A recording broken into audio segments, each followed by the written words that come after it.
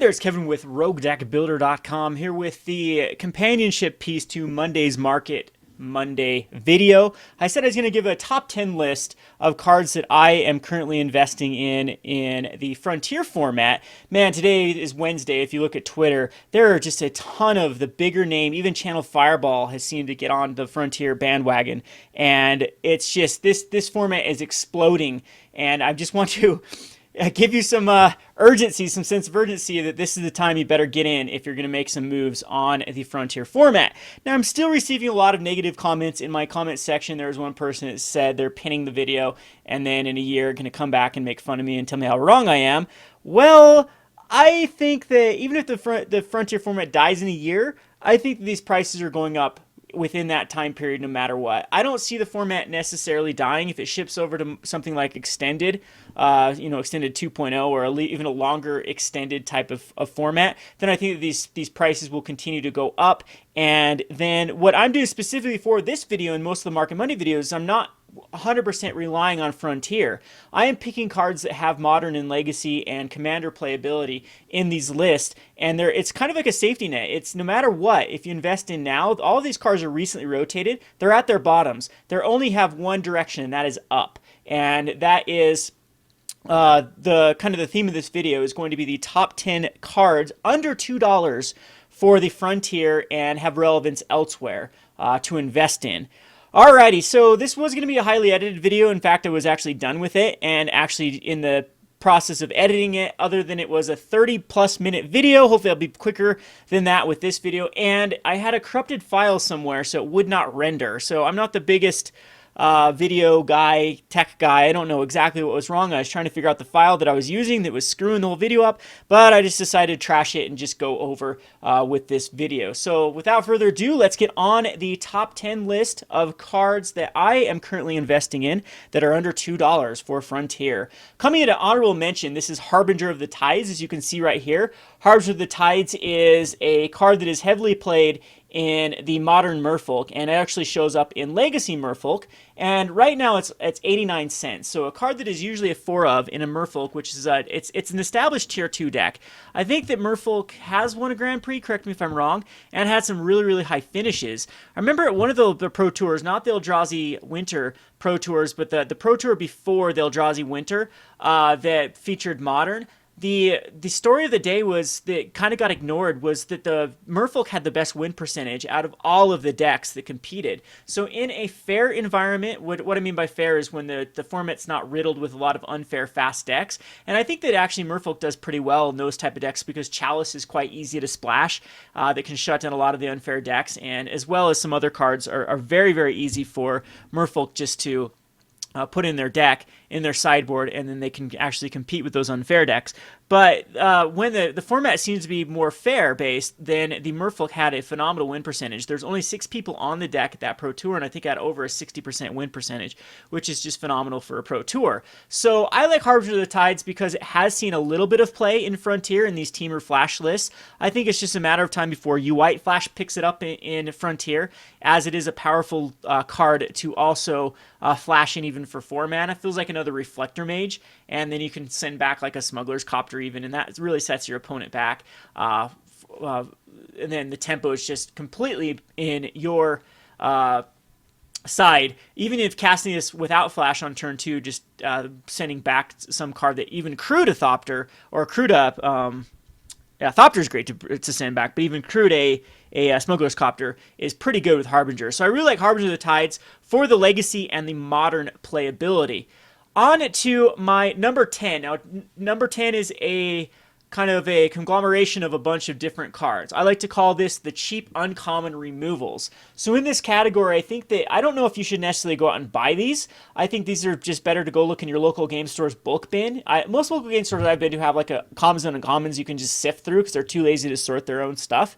Or if you just know players that drafted that time period, you can buy their bulk and just start hoarding this kind of stuff. I buy bulk at about $3 per thousand. Sometimes I'll give $4 per thousand if it's like unsorted. Like if I know it's a drafter that they could care less about their commons and uncommons and just like chucked them in a box, then I'll give $4 to $5 per thousand. But that's the best way to kind of pick up these cards. So the first one is Draconic Roar. It's established itself very heavily in the meta because of the Teamer, Mardu, Black Red. There's so many dragons lists. There's an Jeskai Dragons as well that runs Draconic Roar.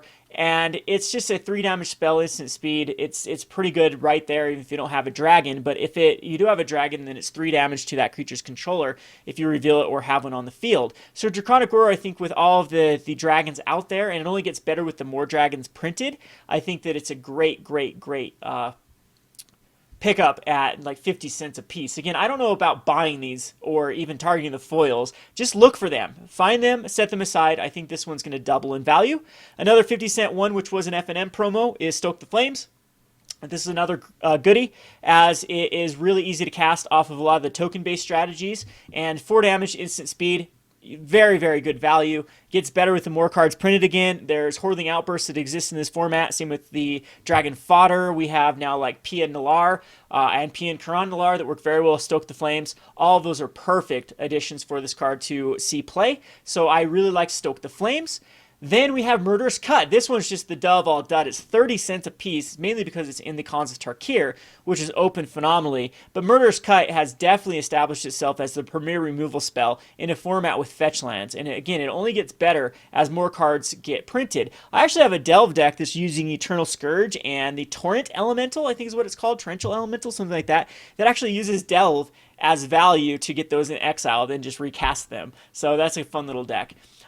Then we have Roast. Roast is another really good card that is going to be an answer for any Toughness 5 ground creature. So Roast sees a lot of sideboard play. It's a great way to get rid of Tasigur. It's a great way to get rid of Siege Rhinos. Everyone's talking about Siege Rhinos is so much of the meta. It actually isn't. Siege Rhino is actually quite low in the meta right now. Mardu seems to be like Mardu and Grixis seem to be very powerful color combinations. And then you have the Rally decks and some other decks that just ignore Siege Rhino. So the people that are saying that this is just another Siege Rhino format, they're very far mistaken. Maybe when it gets established, Siege Rhino will be better, but there are definitely cards that are keeping it in check. Cards like Roast and Crackling Doom, for example, are great answers to the Rhino, and 3 damage, 3 life is something that is not that big of a deal if you can actually answer the threat. So Roast, I think, will definitely go in the sideboards for the aforementioned cards. Another one is Wild Slash. Wild Slash is another premier instant speed 1 or 2 damage spell. It's getting, some people like it over Fiery Impulse. Any deck that wants to actually do damage to the face will like it over Fiery Impulse. The other one is Galvanic Bombardment. I think that Wild Slash is just better than Galvanic Bombardment. Preventing damage or damage can't prevent it this turn will actually come into play. There is a few Turbo Fog decks that are coming around every now and again. It gets around. There's definitely some cards that prevent, that you just see out. I think Dromoka's Command's one of them, right, that can prevent, and then this can get around that. So I really like Wild Slash for just that. You never know when the ferocious little bit comes into play. So Wild Slash is another card I think at 38 cents is something that you should definitely be hoarding. So on to my number 9. Number 9 is a card that hasn't seen much play in Modern recently. That's why it gets kicked back to the numbers 9 slot, which is Crackling Doom. I like picking up the Commander version of it because it's 15 cents cheaper than the Khans of Tarkir. Now, keep in mind, since it has a printing in Commander and Khans of Tarkir, both these are open like crazy. This is more like an uncommon as far as the rarity is concerned compared to like an Origins uncommon. This is, or M15 uncommon especially. This is probably about the exact same rarity with the supply out there. But it has seen Modern in play in this Mardu deck that you see every now and again. They build it different ways with like Young Pyromancer, sometimes Monastery Mentor, sometimes it's just heavy with Thoughtseize and Lingering Souls. And Crackling Doom is just a great answer. And I've actually seen Crackling Doom be played in a Zoo deck as well, in like a 4 or 5 colored Zoo deck, and every now and again you will see it in Modern. So I do think that the power level is definitely there. I think if we somehow get back from the unfair Modern format that I think that has been dominating since Eldrazi Winter, they start banning cards like the Simian Spirit Guides and the other fast mana, I think that we're going to go back to like a War of Attrition or heavy removal based modern format, and I think Crackling Doom is well positioned in that type of deck. It's a great answer for Tarmogoyf, because usually Tarmogoyf starts getting out of control and bigger than them killing off like a Lingering Souls token, for example, and that's a great way for targeted removal for killing their biggest creature. So the Crackling Doom is used in Frontier like crazy, and Jeskai Black is a 4 of. It's actually their premier card in these Mardu aggros, in the multicolored aggros. Every control aggro, it's just the perfect card for mid-range aggro and control. So on to the number 8. Number 8 is a duh card right now, which you should be investing in anyway, which is Monastery Swiftspear. The only thing that I can do is give a little bit of a kind of warning label about the Monastery Swiftspear. This card is easily a card that could be banned in both Modern and in Standard. So let's say that Wizards decides to have a ban list in Modern that's a lot more aggressive on banning cards that are just too powerful for their slots. I think Monastery Swiftspear, I think the Li Shitan, in one of his top 3 cards he wanted banned in Modern, this was one of them.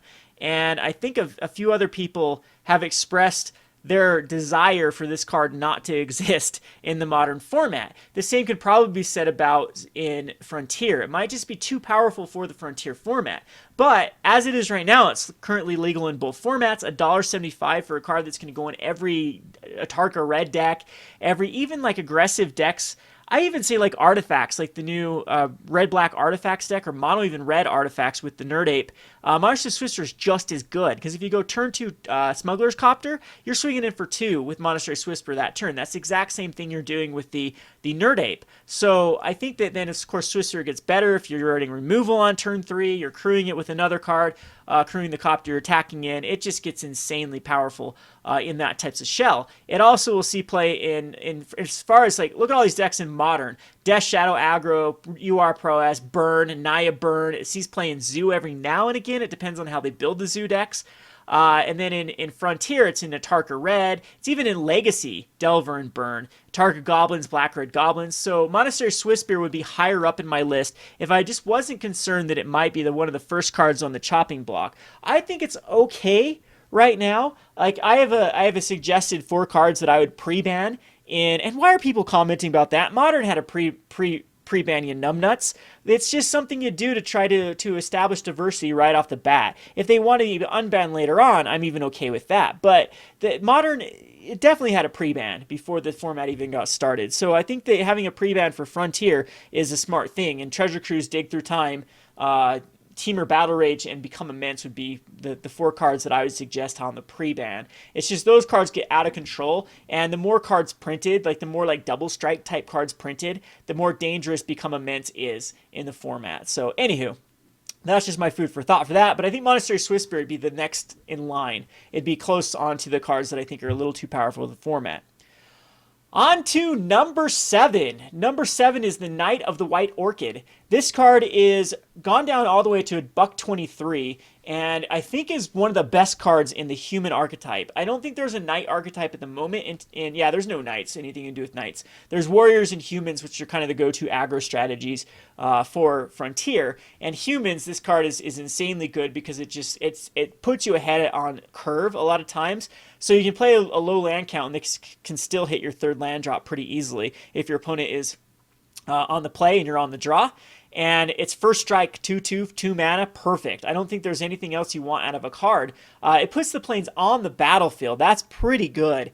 When you think about things, is on turn 2, you can actually drop the Knight of the White Orchid, put out planes. If you just held a land for whatever reason, you can actually play another planes and then actually cast like a Thalia's Lieutenant on the exact same turn. So you jump back up where your opponent was as far as land counts are concerned, and then you have it almost feels like Aether Vial on that route, that it puts you ahead like a turn of where you should be. So I really like the Knight of the White Orchid at $1.23. It sees play every now and again in Modern. I don't think it hasn't really seen any hits for the Modern format in a while, but I know it has been played in the past in various Modern builds. Again, when we go back to, if we go back to more of a fair-based Modern, I know I say that a lot, and a lot of you might think I'm being a little whiny or bitchy about stuff, But this is the problem with Modern. It's keeping down so many strategies of this mid-range or value type decks, because you have to be able to compete with these decks that can just flat out kill you on turn 2, turn 3, or just don't interact with you. So you don't want cards like Night of the White Orchid versus those type of decks.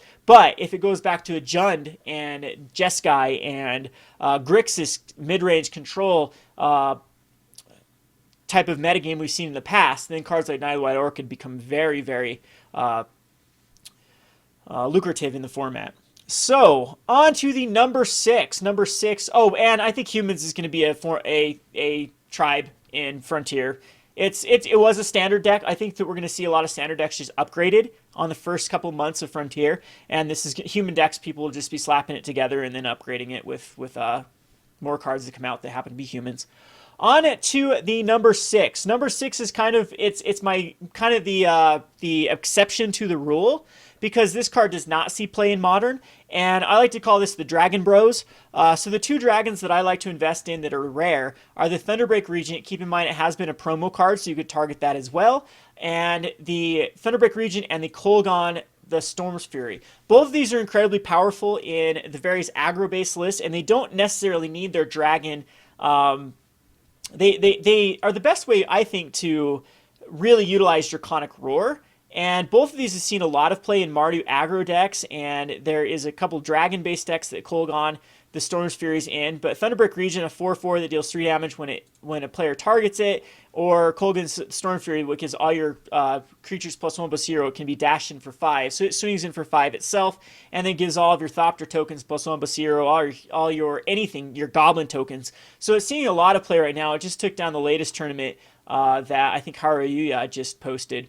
Was a Mardu aggro. I think either Grixis or Mardu aggro, that it was just, and Kolaghan the Storm Fury was a 2 of in that deck. So you can see it sees a ton of play in Frontier. I don't know if it's quite powerful enough in Modern. It probably is. It probably has a power level there if people want to go to more of a mid-range strategy. Like I'd love to make a black-red kind of value-based deck with Terminates and kind of how Scred works. So, but instead of using Scred, just use Terminates and Kolaghan's commands and Thoughtseize and Lightning Bolt, and then have as your finisher be Pia and Kiran Nalar, and then Kolaghan the Storm Fury, and possibly like something else, even like Hordeling Outburst. I think that's powerful enough for Modern, so it's definitely powerful enough for Frontier. So both Thunderbreak Regent at $1 and the Kolaghan the Storm Fury at 50 cents, I think, are both smart pickups at the moment. On to number 5, and this is where it starts getting more juicy, because these cards see a lot more play in Modern, is Tasigur. Tasigur has finally gone below the $2 range, so I think it's time to pick up Tasigur. Now, a little bit of a warning, it was in an event deck with a lot of value in it that was open like crazy. So keep that in mind, that this card is more like between the rarity of a rare and uncommon, but it is heavily played. It's a very popular commander. It is played in Legacy every now and again. It is played heavily in the Grixis Delver deck. It's one of the premier pieces in the Grixis Control and the Grixis Delver. You can see even Death Shadow every now and again they'll put it in. And then in Frontier, it's going to be a very pivotal piece in Sultai, Grixis, Esper, all those type of decks in Frontier are going to want this as a control finisher. Plus, it's got that Delve mechanic, which just works really well with a bunch of other type of strategies, like Cathartic Reunion, for example, or Satyr Wayfinder. All of those can really enable Tasigur the Golden Fang to come out earlier than as quick as like turn 3. And a 4/5 body that then can give you a lot of value, of course, is going to be a very interesting card for the Frontier format. So again, I like this because it's at its low. This is the time I would start investing in this for like the Modern format. And what I really like about Tasigur is I see this card in Commander. Every Sultai deck ever, I swear, plays this card in Commander. So for that reason too, I did a whole video series why I think the casual and Commander is where you should be keeping your eye out for cards to invest in rather than in Modern, because the instability of Modern, the lack of popularity, the decline in Modern, and the increased popularity in Commander. So anyway, little food for thought. So on to the number 4. Number 4 is another card that I think that everyone should be picking up with just because the spoilers are showing another card that works very well with that, and that is Dromoka's Command. So we have Oath of Ajani, which I think works. It kind of competes with the slot, but also does work with Dromoka's Command. And what I think why they work is it really makes a Hardened Scales list viable for Frontier. Now, I don't really like Hardened Scales because it was just reprinted in Commander, but it's still a little bit high. I believe. I think it was $1, but you can definitely invest in Hardened Scales because I think that it seems like every set Wizards keeps trying to push +1/+1 counters. We saw it actually in Kaladesh. People forget that Kaladesh did have a little bit of a +1/+1 counter theme to it. And Dromoka's Command just works so good with cards that want +1/+1 counters on it. We have all of the cards from Khans of Tarkir, the bolster effects. We have the like all the creatures that give abilities with +1/+1. It's the whole reason to go white humans with Dromoka's Command and a few other things, because it's, I mean, Athalia's Lieutenant Hardened Scales deck seems really, really fun. We have Avatar the Resolute, but beyond the +1/+1 counters, Dromoka's Command is just everything the card wants to do in the Frontier format. It can prevent all damage from an instant or sorcery spell. So you can basically prevent a damage, save something. Radiant Flames, so it's your best answer for Radiant Flames. Decks won't have to play Selfless Spirit when they have Dromoka's Command. So, I mean, Selfless Spirit, of course, is a very powerful card, but Dromoka's Command can fill that role and be more than just a prevent Radiant Flames. It then can make opponent sacrifice an enchantment, which could be an Always Watching on the other board. It could be a Jeskai Ascendancy. It could be a Sphinx's Tutelage. It could be a Waste Not. All of those decks are going to see play. All those cards are going to see play. And this is also, it does give you the rare targeted removal that white and green sometimes lack. So target creature you control fights target creature you don't control. One of my favorite combinations with Dromoka's Command back in the day was the Jeskai, what is the guy? The 2/2 Prowess Lifelink. So then it gets +1/+1 from casting the Dromoka's Command, and then gets a +1/+1 counter, so it's up to 4. It fights a creature, so it kills their Jace, for example, or even kills at that point any of the other 2/3s or 3/3s or whatnot, and then you can swing in with it that turn, and you get 8 points, 8 lifelink points of damage from the Dromoka's Command combination. What is that card even called? It's a warrior. 2/2. Seeker of the Way. Seeker of the Way is a card. So I really like Dromoka's Command. I think it gets better with more cards printed because it's just an answer for an answer for enchantments for one, and any red sort of sweeper. If we get any even like Pyroclasm type cards, then this card is going to be a great answer towards that. All right, so now we're getting into the really, really juicy stuff. So on my number 3 is a card that sees a decent amount of play in Modern, and it's just a card that I played pretty religiously in Scred, which is Pia and Kiran Nalar. Pia and Kiran Nalar is down to $1. This is the lowest it's ever been. It has been the promo as far as it was in a intro pack, I believe. So it does have an alternate art foil of this card, but they're around $4. So they're kind of capped out with I think they're worth. I think that this one at $1 is perfectly. But this card is just insanely. It's on a whole level of power level in Frontier. And it just, with Aether Revolt now coming out and with Kaladesh, this card is perfect. You can imagine if this card existed in Kaladesh, how many things it would enable. I love it with Goblin Bushwhacker. I love it with Kolgan the Storm Fury. I love it with Impact Tremors, for example. I love it with any of the artifacts where you can sack an artifact, deal 2 damage to a creature or player. All of these are so relevant in the Frontier format. It is Thopter Tribal type decks are going to be everywhere. The Mardu tokens is going to be everywhere. It has a nice curve at 4. It can be really, really abused with cards like Essence, the one that exiles it and brings it back. The white has a few of them, blue has a few of them. Eldrazi Displacer. All of those cards are really, really good to abuse this card. And it does see play in the Modern format, again in Scred Red, in Grixis Control sometimes. You see it in Jund every now and again, Blue Moon. So there is a lot of places that Pia and Kiran Nalar are played, and I think it's just a smart investment at $1 a piece. Yeah, pick this couple up. Really, really powerful for this new Frontier format. On to the number 2. Number 2 is kind of what I like to call the Stony Silence and the Rest in Peace for Frontier. Those are 2 cards that I made a killing off of. I invested in Stony Silence mainly as an MTGO spec. I bought into them at 5 cents a piece and sold them around the $2 to $3 mark. I bought over 250 copies at around 5 to 20 cents a piece, and it kept me alive. It 100% funded my YouTube channel for an entire year with that spec. on MTGO. So I always like to look for this, and then I did the same thing with Rest in Peace, except I got in Rest in Peace around 65 cents a piece in paper. And now Rest in Peace, I believe, is like a $4 card. Let's check it really quick and see where it's at. So I do like these sideboard because they creep up on you. It's not like anyone, it's $5 now. It's not like they're ever bought out. They just slowly creep up. And I got into them right after it rotated out of Ravnica. It was like 65 cents I got into them. It doesn't show it on Goldfish that ever went down to this, but on TCG Low, I was buying them out for 65 cents a piece, and then they're all the way up. So that's a great return on investment for Rest in Peace. And so I think Hallowed Moonlight is kind of the Rest in Peace for this format, because there is Secure the Waste counter. So any sort of creature that is a token that you didn't cast it, it just entered the battlefield, it gets exiled. Anything that, like Prized Amalgam that comes back from the graveyard, gets exiled. Any Rally the Ancestors, any Collected Company, any Court of Calling, all of those are huge right now in the format. Aetherworks Marvel does cast, so yeah, so that doesn't work against Marvel, but it does work against the what's the one, the new kind of like the Summoner's Pact, or not the Summoner's Pact, the one that's, look at the top 7 cards, cast 2 cards, works against that. And any other card in the future that tries to either cheat cards into play or generates a lot of token-based stuff, this is going to be a perfect answer. And what's really cool about Hallowed Moonlight is also cantrips. So it also draws you a card. So you don't even have to worry about this card. If you bring it in versus sideboard hate and they just don't end up casting it, you can just cantrip it away. So Hallowed Moonlight, insanely good card, and I think at 82 cents, the lowest it's ever been, is a smart time to pick this up. It does see play in Modern. It's a very, very powerful card in Modern. Isn't actually showing any hits. I think that's a mistake. I think it's a great card versus Dredge.